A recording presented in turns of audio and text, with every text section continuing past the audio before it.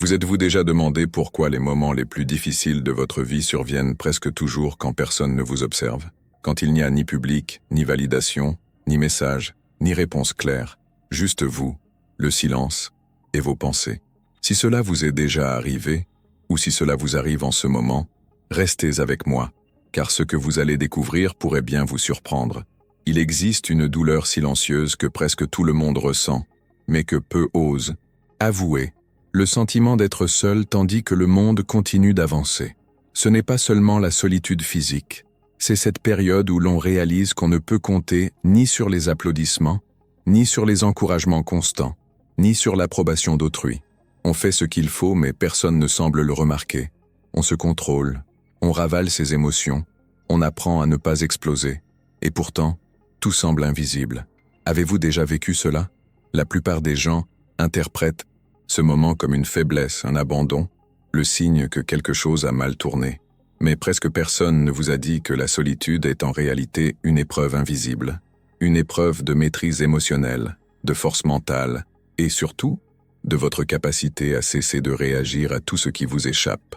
C'est dans ce silence que vos impulsions se manifestent avec plus de force, le besoin de répondre, de prouver quelque chose, d'exiger des explications, de réagir émotionnellement à des situations qui vous dépassent.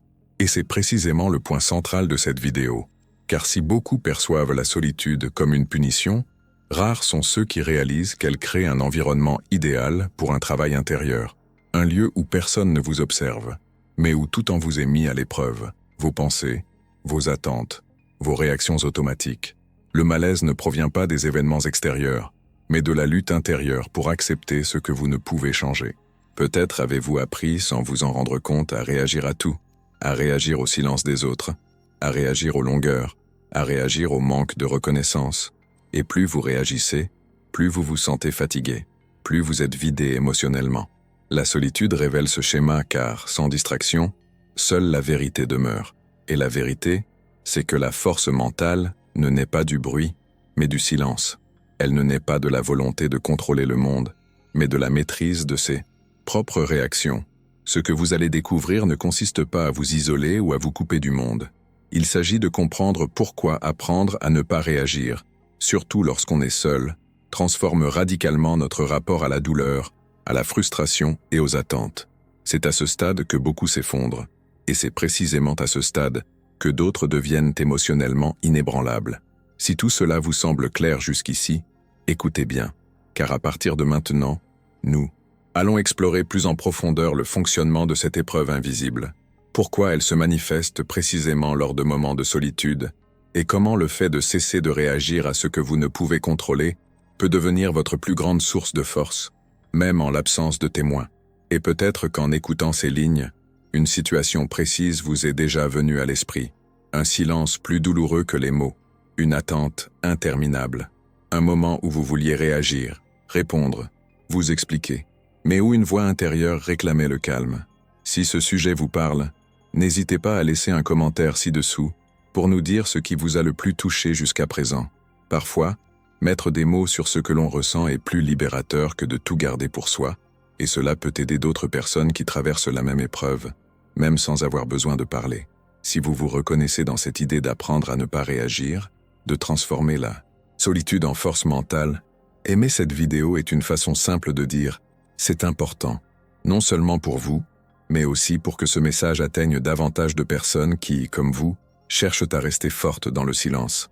Votre participation est essentielle à la croissance de cette chaîne et à la diffusion d'un contenu profond, humain et authentique, sans raccourcis ni formules creuses. Et si vous pensez que ce type de conversation vous donne confiance en vous, vous abonner à la chaîne est presque un engagement envers vous-même. C'est la preuve que vous souhaitez continuer à apprendre à mieux gérer vos émotions, vos attentes et tout ce qui échappe à votre contrôle. L'idée n'est pas de réagir impulsivement, mais de construire ensemble une vision plus claire petit à petit à votre rythme. Alors commentez, aimez, abonnez-vous, non par obligation, mais parce que cet échange crée une communauté de personnes qui choisissent de s'épanouir intérieurement, même lorsque le monde extérieur n'évolue pas au même rythme. À partir de là, nous explorerons ce processus plus en profondeur, comprendre pourquoi cesser de réagir change tout lorsqu'on est seul, et comment cet entraînement silencieux transforme notre esprit avant même qu'on s'en rende compte. La vérité, c'est que presque personne ne nous a appris à gérer ce qui ne réagit pas, ne change pas et n'obéit pas à notre volonté. Dès notre plus jeune âge, nous avons été conditionnés à réagir à ce que les gens disent, à ce qu'ils ne disent pas, au regard en coin, au silence inattendu, aux messages qui n'arrivent pas, à l'occasion manquée, à la perte inexpliquée. La réaction est devenue un réflexe quasi automatique, comme s'il était impossible d'exister sans réagir émotionnellement à tout ce qui se passe autour de nous. Et c'est précisément là que beaucoup se perdent sans s'en rendre compte. Remarquez combien la vie quotidienne est parsemée de ces petits déclencheurs invisibles. Quelqu'un ne répond pas, et soudain, votre esprit s'emballe. Vous interprétez, imaginez un rejet, ressentez de l'anxiété, votre humeur change.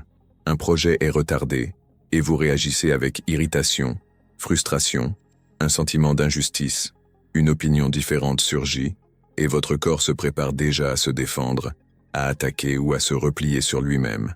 Rien de tout cela n'arrive parce que le fait lui-même est insupportable, mais parce que nous avons été conditionnés à réagir avant de comprendre. C'est un état d'esprit qui se construit petit à petit, renforcé par des années de stimuli extérieurs nous inculquant que tout exige une réponse immédiate, une explication rapide, un contrôle constant. Mais ce processus recèle une vérité cachée. La plupart des souffrances ne proviennent pas de l'événement lui-même, mais de la réaction émotionnelle automatique qui s'ensuit. L'impact ne réside pas dans le silence, mais dans la façon dont on l'interprète. Il ne réside pas dans la perte, mais dans la résistance intérieure à accepter que certaines choses nous échappent. Il ne réside pas dans le délai, mais dans l'attente créée. Lorsque cette réalité n'est pas perçue, la vie se transforme en une succession de combats intérieurs épuisants, où l'on tente constamment de modifier le monde pour se sentir mieux intérieurement. La solitude révèle ce schéma, car elle élimine les distractions. Sans conversation, sans validation, sans bruit extérieur, il ne reste que la relation directe entre vous et vos réactions. Et c'est là que beaucoup découvrent quelque chose de dérangeant. Ce n'est pas le monde qui est hors de contrôle, mais leur propre réaction émotionnelle qui manque de direction. L'esprit veut tout résoudre, tout expliquer, tout anticiper. Mais plus il tente de contrôler ce qui ne dépend pas de lui, plus il crée de tensions. Cela influence les décisions, mine les relations et détourne une énergie qui pourrait être utilisée pour une véritable transformation. Peut-être avez-vous déjà traversé des périodes où vous cherchiez à comprendre pourquoi certaines choses ne fonctionnaient pas, même en faisant tout correctement. Vous avez essayé, vous vous êtes adapté, vous avez fait des compromis, vous avez réagi, et pourtant, vous ressentiez toujours un étrange vide, comme si vous couriez après un idéal inaccessible. C'est l'un des aspects les moins abordés du développement personnel profond. Apprendre à ne pas réagir n'est pas une faiblesse, mais une preuve de maturité. Émotionnelle, c'est comprendre que toute provocation ne mérite pas de réponse, que tout silence n'exige pas d'interprétation, que toute perte ne justifie pas une révolte immédiate. Lorsque vous commencez à percevoir cela, votre cheminement se transforme. Vous observez davantage et réagissez moins. L'émotion est toujours présente, mais elle ne vous domine plus. L'impulsion surgit, mais elle ne décide pas. Cette pause intérieure ouvre la voie à des choix plus conscients, des décisions plus justes et un sentiment de maîtrise qui ne dépend plus des caprices du monde. C'est un entraînement silencieux, presque imperceptible, mais qui influence profondément votre façon d'appréhender les autres, les attentes et les frustrations. J'aimerais maintenant approfondir ce sujet, car comprendre nos réactions si fortes n'est que la partie émergée de l'iceberg. Il existe un point plus sensible et plus transformateur, où la solitude cesse d'être un malaise et devient un véritable atout pour la force mentale, révélant une part de soi que presque personne n'ose affronter. Avant de poursuivre, si cela vous parle, n'hésitez pas à commenter ci-dessous, cela me paraît logique. Il existe un moment précis où la solitude change de sens. Ce n'est pas lorsqu'on cherche encore à se distraire, à meubler le temps ou à fuir le silence. C'est lorsque les distractions cessent, lorsque l'on est véritablement seul. Aucun message, aucun bruit, personne pour savoir si l'on va bien ou mal. À cet instant, il n'y a plus que vous et vos pensées, et c'est alors que se produit ce tournant que presque personne ne remarque. La solitude agit comme un terrain d'entraînement émotionnel car elle ne masque rien. Elle expose des pulsions habituellement dissimulées dans le tourbillon du quotidien, le besoin de réagir, de se sentir validé, de prouver quelque chose, d'être vu. Elle révèle d'anciennes peurs, des besoins inavoués, des insécurités dont on ignorait parfois l'existence, mais, simultanément, elle offre quelque chose d'extrêmement rare de nos jours, la maîtrise de soi. Non pas la maîtrise des événements extérieurs, mais la maîtrise de sa propre réaction face à ce qui se passe en soi. Quand on est seul, personne ne nous provoque directement. Personne ne nous met la pression par les mots. Pourtant, notre esprit crée des scénarios, des dialogues imaginaires, des réponses qui ne serviront jamais. C'est dans ces coulisses invisibles que l'on prend conscience de notre conditionnement à réagir, même en l'absence de stimulus réel. Et lorsque cette prise de conscience émerge, l'opportunité de transformation se présente. Car si l'on parvient à ne pas réagir en silence, à ne pas réagir à ses propres pensées, on commence à développer une force qui ne dépend pas de l'environnement. Ce type d'entraînement ne suscite pas d'applaudissements, il n'apporte pas de reconnaissance immédiate, mais son impact devient évident lorsque la pression du monde extérieur recommence à se faire sentir. Ceux qui apprennent à garder leur calme en étant seuls perdent rarement l'équilibre face à la contradiction, la critique ou l'indifférence. Ils le ressentent, bien sûr, mais ils ne se laissent pas abattre. Il y a une différence fondamentale entre ressentir et réagir. La solitude enseigne cette différence de manière directe, presque brutale, mais extrêmement efficace. Beaucoup pensent que la force émotionnelle naît des situations extrêmes, des grands conflits ou des victoires publiques. Mais la vérité, c'est qu'elle se forge dans les moments du quotidien, à l'abri des regards. C'est là que se prennent vos décisions intérieures.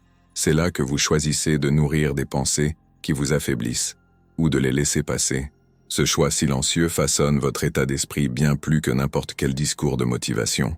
Tout au long de ce cheminement, vous prenez conscience qu'il n'est pas nécessaire de réagir à tout ce que vous ressentez.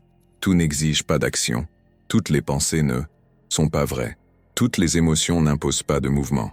Cette prise de conscience transforme radicalement votre rapport au monde. Vous agissez avec plus de lucidité. Vous choisissez mieux vos combats et vous économisez votre énergie pour ce qui compte vraiment.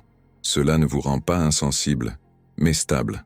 Et la stabilité émotionnelle est l'une des formes de pouvoir les plus sous-estimées. J'aimerais maintenant approfondir ce sujet, car lorsque la solitude cesse d'être une simple épreuve et devient un espace conscient de pratique, quelque chose d'encore plus subtil se produit. Un ajustement intérieur se met en place, presque imperceptible, qui modifie votre rapport à la pression, aux attentes et même au temps. Avant de poursuivre, si cette partie de la conversation vous interpelle, n'hésitez pas à l'écrire dans les commentaires « Je suis moi aussi dans ce voyage ».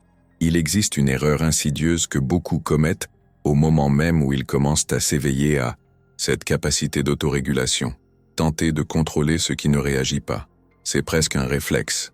Quand quelque chose ne se produit pas comme prévu, quand quelqu'un ne réagit pas comme on l'avait imaginé, quand la vie ne donne pas de résultats immédiats, la tentation est grande d'insister, d'exiger, de faire pression, de surexpliquer, d'attendre des signes qui ne viendront peut-être jamais. Ce schéma semble logique au premier abord, mais il ronge l'intérieur. Petit à petit, il épuise l'énergie émotionnelle et crée une frustration constante qui ne se résout pas d'elle-même, mais s'accumule.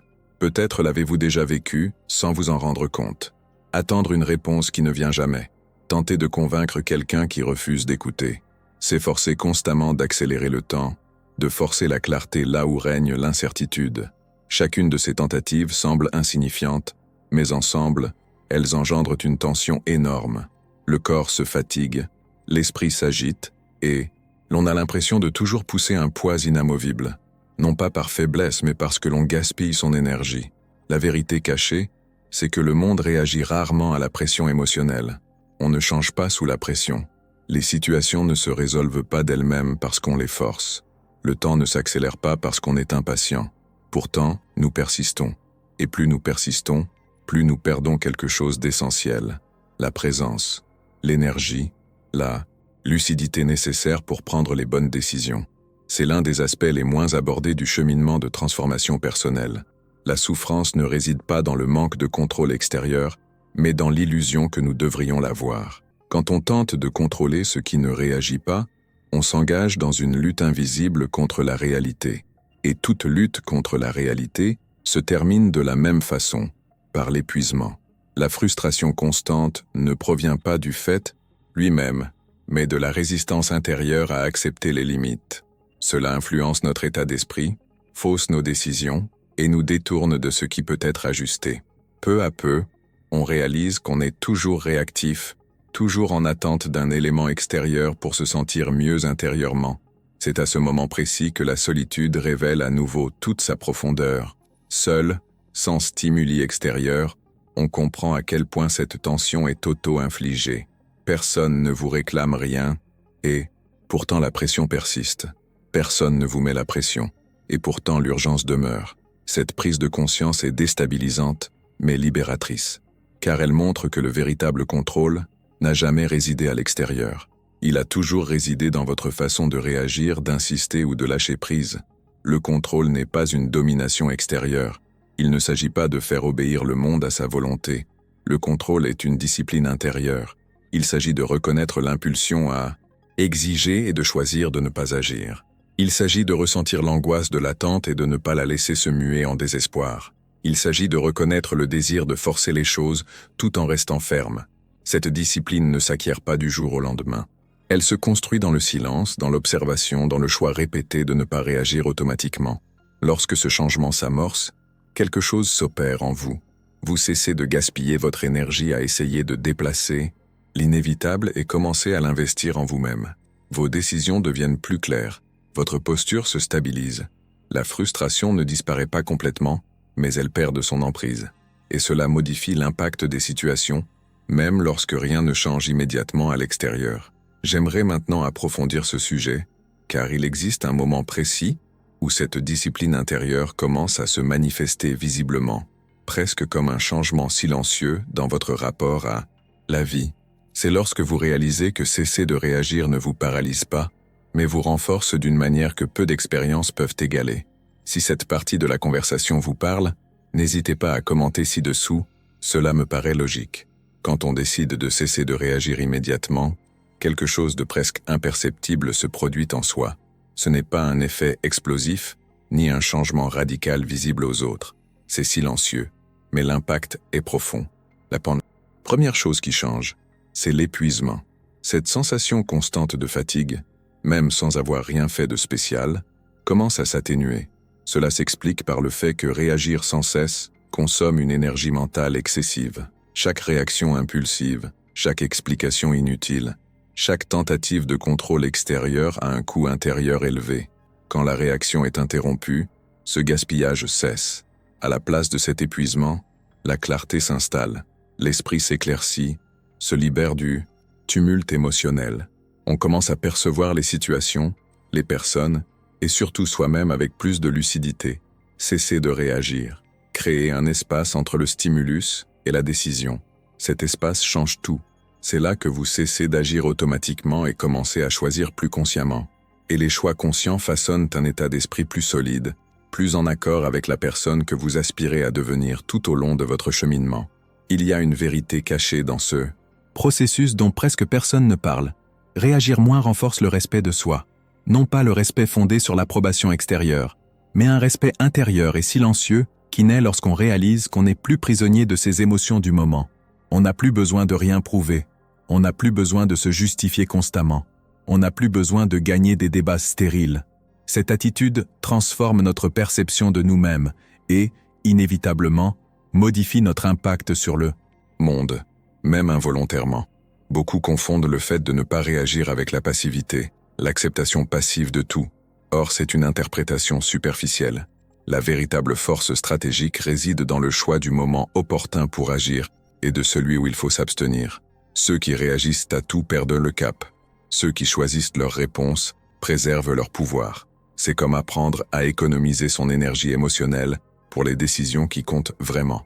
Cela transforme non seulement la manière de gérer les conflits, mais aussi celle d'appréhender le silence, l'attente et l'incertitude.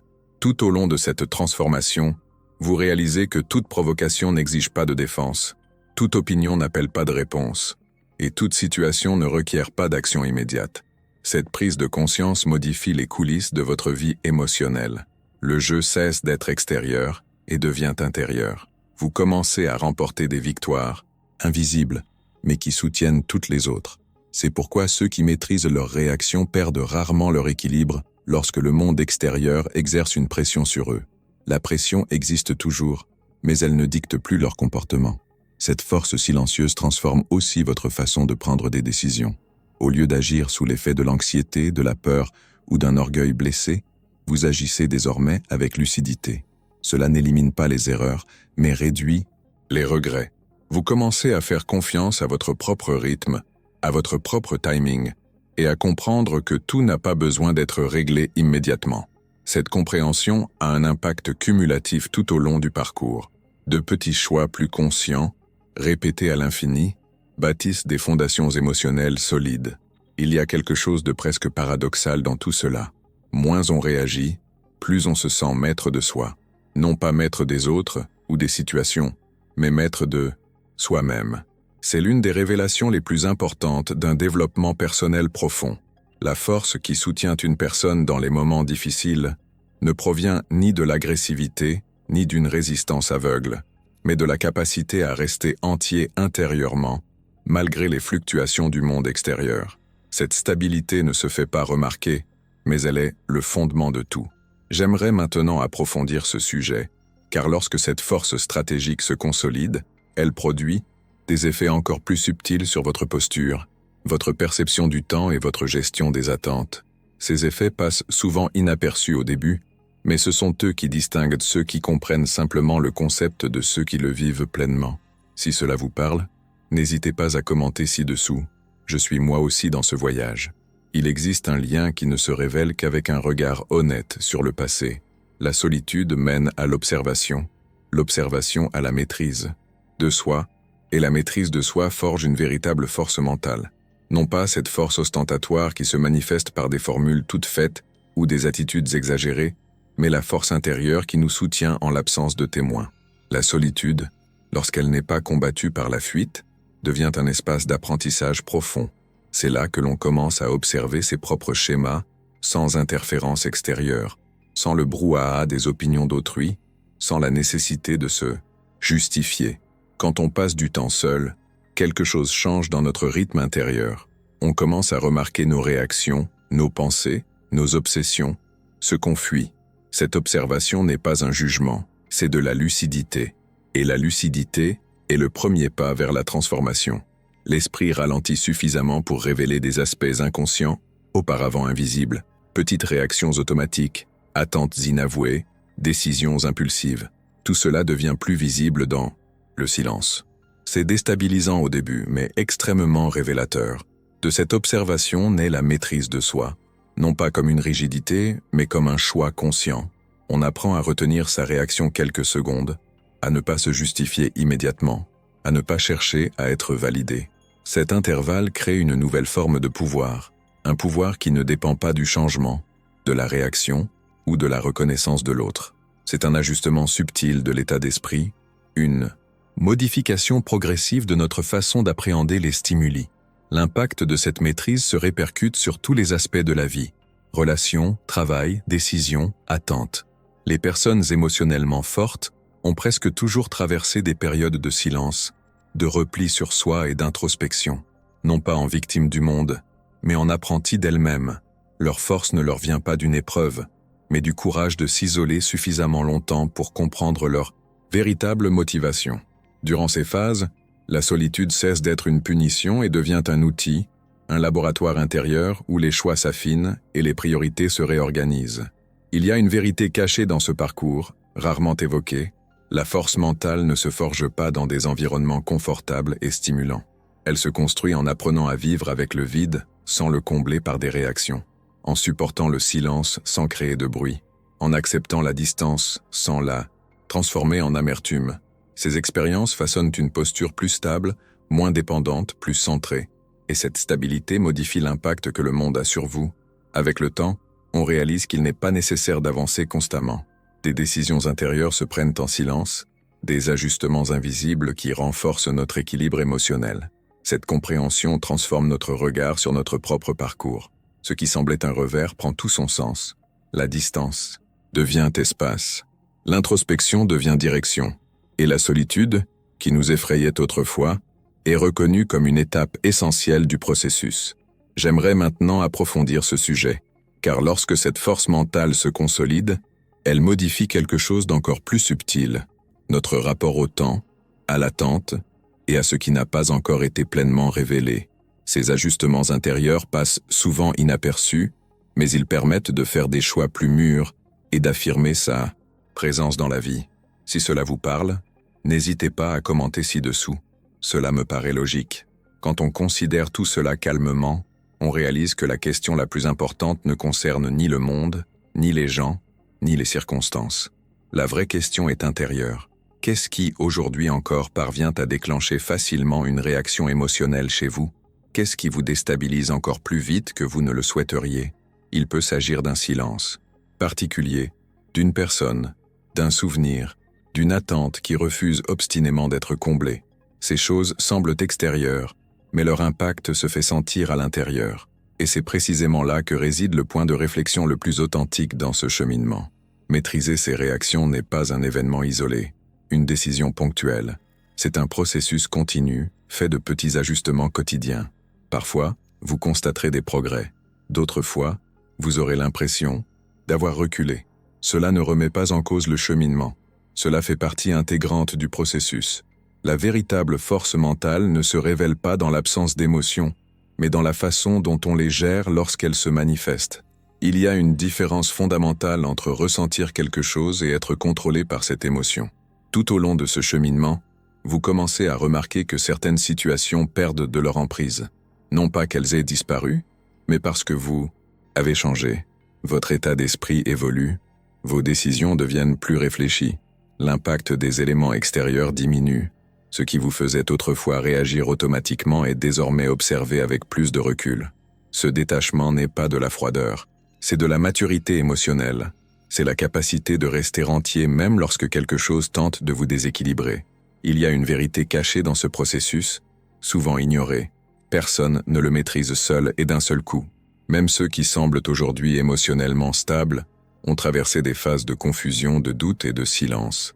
L'apprentissage se fait progressivement, en coulisses, au fil de la vie, en faisant des erreurs, en réussissant et en s'adaptant.